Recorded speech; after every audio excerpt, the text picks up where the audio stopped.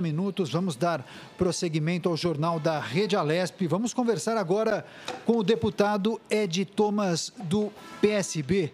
Ele vai justamente falar sobre a repercussão da pandemia na região de Presidente Prudente. Como vai o senhor, deputado? Seja bem-vindo. Boa tarde a todos. Jornal da Rede Alesp. Obrigado pela oportunidade, mais uma vez, de poder informar, porque informação, com certeza, é direito do cidadão. Certamente. Obrigado pela oportunidade. Muito obrigado, viu, deputado, pela gentileza em atender a nossa equipe.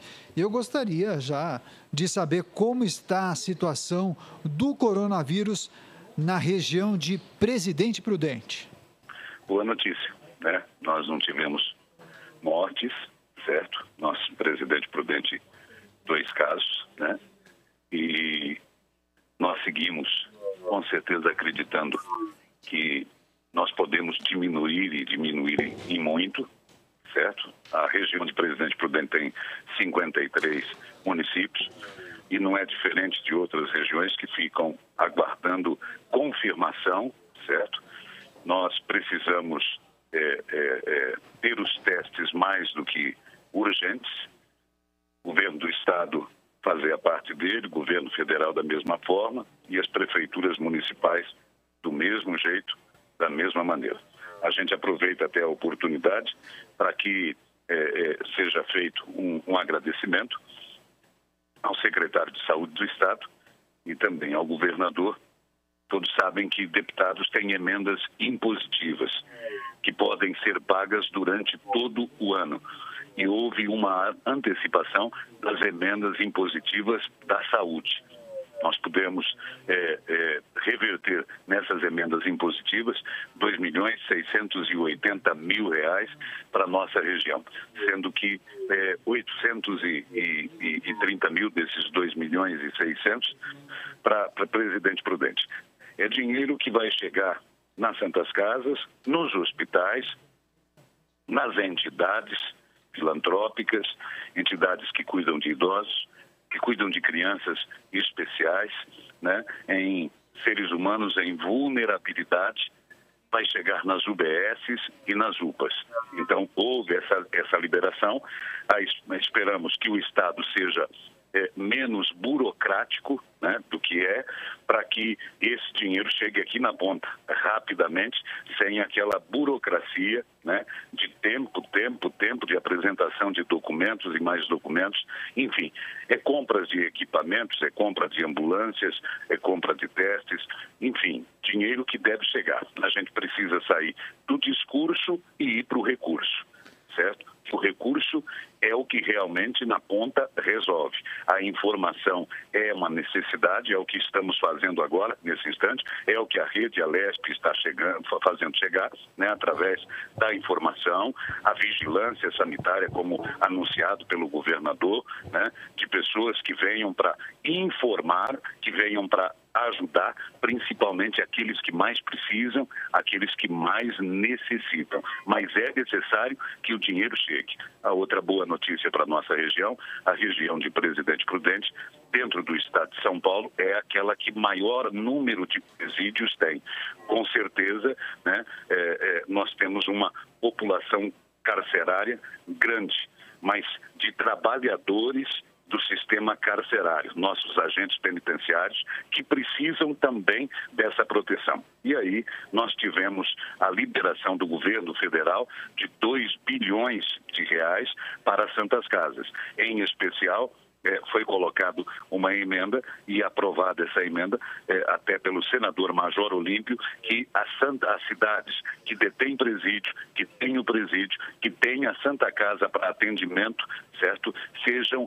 Tenham o privilégio de receber esse recurso, com certeza, mais rapidamente. E a nossa região foi atendida, né, no que nós também agradecemos. O senhor mencionou que a região de Presidente Prudente abriga muitos municípios, mais de 50, me parece, e naturalmente... 53. Exatamente. E claro que muitos prefeitos sentem dificuldade em administrar a quarentena que foi imposta pelos governos estaduais. Isso por todo o Brasil. falando especialmente da região de Presidente Prudente. O que o senhor tem escutado dos prefeitos? A população tem aderido porque aqui em São Paulo, especialmente em São Paulo, houve uma queda substancial nos últimos dias da adesão da população. Houve uma retomada neste fim de semana, mas há uma flexibilização paulatina da adesão à quarentena. Que avaliação os prefeitos fizeram e compartilharam com o senhor, deputado? Olha, há uma dúvida muito, mas muito grande, e eu creio que toda essa situação de dúvida, né, aconteceu por não sentar na mesma mesa. Ou seja, seja do presidente, de governadores, de prefeitos, de agentes, da consulta à comunidade, né? Nós tivemos na paróquia de São José, em Presidente Prudente, o desabafo do padre, em que ele foi ministrar a missa pela rede social, certo? E foi interpelado pela polícia, e a polícia cumprindo logicamente o seu papel, assim ele também o disse, dizendo que na igreja não pode ter mais do que 2 pessoas. Ou seja, tudo isso foi provocado, né? As pessoas recebem informações, algumas são verdadeiras, outras não, e os prefeitos da mesma forma. Há uma pressão, com certeza, muito, mas muito grande nos prefeitos quanto ao comércio, né, da abertura de comércio, da flexibilização desse comércio. Há pessoas que não acreditam de forma nenhuma, é triste isso, não tem ninguém aqui contra de forma nenhuma o isolamento. Ele é necessário, ele é preciso, com certeza, nesse momento, mas a gente vê a reclamação desses prefeitos que teria que ser mais flexível, ou seja, teria que ser regionalizado. Se você comparar a cidade de Presidente Prudente, que é a maior cidade do Oeste Paulista, que é a capital regional, que tem aí mais de 200 mil habitantes, né? Ela não pode ser comparada com São Paulo, não há metrô, né? Não há a aglomeração que se há nos grandes centros, nas grandes capitais. Eu creio que essa é uma das reclamações, né, de algo que fosse mais flexível, ou seja, as cidades que não têm nenhum caso na nossa região. Presidente Prudente, 2 casos. Presidente Venceslau vem logo depois. Enfim, há uma apreensão muito, mas muito grande pelo desemprego que já chegou, pela fome que já chegou, certo? Não tem como a gente não ligar economia com saúde, com os seus devidos cuidados, certo? Eu acho que essa situação da vigilância anunciada pelo governador poderia ter sido bem antes, né, para que a gente não tivesse toda essa truculência que acabou acontecendo. As pessoas estão muito, mas muito nervosas, né, algumas realmente em pânico, né, enfim, é necessário que tenha uma proximidade maior de Estado com os prefeitos, do governo federal com prefeitos. Nós temos mais de 5 mil municípios nesse país, de uma avaliação regionalizada.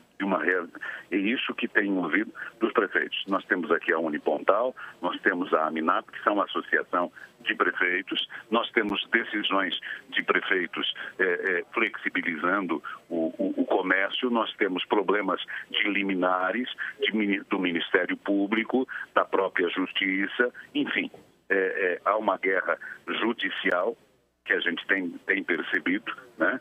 Então não é diferente de outros municípios. A gente tem que se realmente resguardar, mas a gente nota com certeza, é impossível a gente não falar no desespero daquelas pessoas que não vão conseguir abrir as suas portas logo depois. Ou seja, nós temos tentado auxiliar aquelas que precisam do auxílio, que necessitam dos R$600, das empresas que necessitam do empréstimo, mas que não têm conseguido, tá? Mas há a uma situação vamos colocar, de muitas dúvidas, né? De saber que decisão tomar, de poder unir, cuidar da saúde, né? E cuidar também da economia. Inclusive, deputado, o senhor protocolou uma indicação que tem como foco a adoção de medidas com o objetivo de frear o impacto econômico do coronavírus no estado de São Paulo. E eu justamente pergunto para o senhor que medidas seriam essas? Olha, nós falamos de ICMS, nós falamos de dívidas, né? De protelamento, de adiamento, de empurrar para um outro futuro. Nós falamos de isenção, é necessário tudo isso. O Estado precisa fazer realmente a sua parte, um Estado que seja protetor, né? Mas o Estado precisa abrir mão de muitas situações, como qualquer cidadão do Estado de São Paulo está abrindo mão muitas vezes do seu ganho, né? Ficando em casa, abrindo mão do emprego, da preservação do emprego. Então, nós indicamos ao governo do Estado, dentre tantas outras situações, por exemplo, nós temos a situação de um hospital psiquiátrico que se chama Bezerra de Menezes. Ele já tem 3 parcelas de um convênio assinado, são R$140 mil por mês, que não está chegando. Entendemos que os recursos devem ser investidos nesse instante, né? É um investimento nesse instante no Covid, no vírus corona, certo? Mas nós não podemos esquecer que há aquelas pessoas que estão em tratamento, que estão em hospitais, que precisam de atendimento, que é necessário cuidar realmente de todos e que o governo do Estado precisa honrar os seus compromissos, certo? Seja com hospitais, seja com clínicas de recuperação, seja com drogaditos, seja com os nossos idosos, seja com as nossas crianças especiais. Não se pode, né,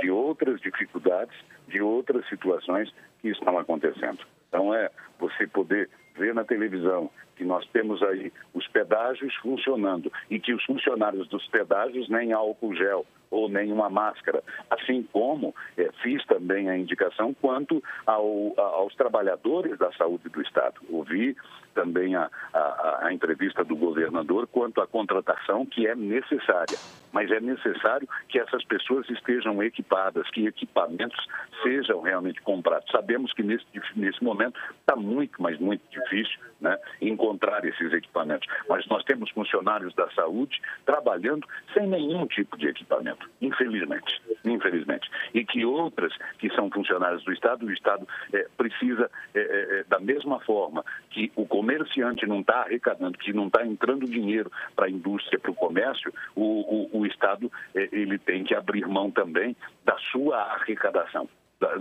desse protelamento de arrecadação. As pessoas não têm como pagar isso de forma nenhuma. A gente precisa ser realista nessa situação. Que a saúde realmente é mais importante, mas que é difícil tirar a preocupação daqueles que produzem, que pagam impostos e que não terão como pagar impostos porque não estão produzindo. Eu estou conversando com o deputado Ed Thomas, do PSB. Estamos fazendo uma análise da situação que envolve o coronavírus, especialmente na região de Presidente Prudente. Então, deputado, na avaliação do senhor, é fundamental atender simultaneamente as demandas da área da saúde, mas sem se esquecer também do setor produtivo. É possível atender essas duas demandas prioritariamente neste momento ou não? É possível, tudo é possível quando a gente tem realmente diálogo, quando a gente conversa com os vários segmentos. É importante não tomar decisão isolada de forma nenhuma, de jeito nenhum. De ouvir, né? Ter a humildade de pensar da seguinte forma: eu tenho uma ideia, mas se a sua ideia é melhor, eu vou fazer a sua. Essa é a humildade que a gente tem que ter. E é inegável que a gente não se fale aqui, e eu tomo a liberdade de falar, né, dessa guerra política, desses problemas políticos que foram colocados. Quem perde, com certeza, político brigando é povo apanhando. É simples desse jeito. né? Muita coisa que está errada agora é porque não foi feito certo lá atrás. É necessário. Dá para se trabalhar, dá para se produzir e dá realmente para cuidar da saúde, que é o bem maior, né? É cuidar daqueles que já estão doentes, esses não podem, cuidar dos nossos idosos, das nossas crianças, né? O essencial, a palavra essencial, tão usada nesse instante, não foi feito até agora. É essencial ter aglomeração política. A aglomeração, eu digo, na solução, tá? Aglomeração de poder pegar todas as ideias, tá? E não deixar as pessoas, né, padecerem, seja pelo Covid, seja pela dificuldade financeira, que é muito triste. A gente tem que colocar dessa forma. Há pessoas que não têm água na sua casa, imagine álcool gel. Pessoas que não têm sabonete, tampouco nem sabão, certo? E como é que você pede para essas pessoas também ficarem em casa?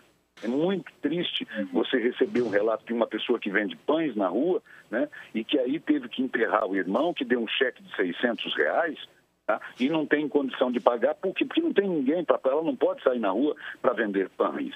Cada um tem uma realidade, certo? Mas todos nós temos a mesma necessidade, né?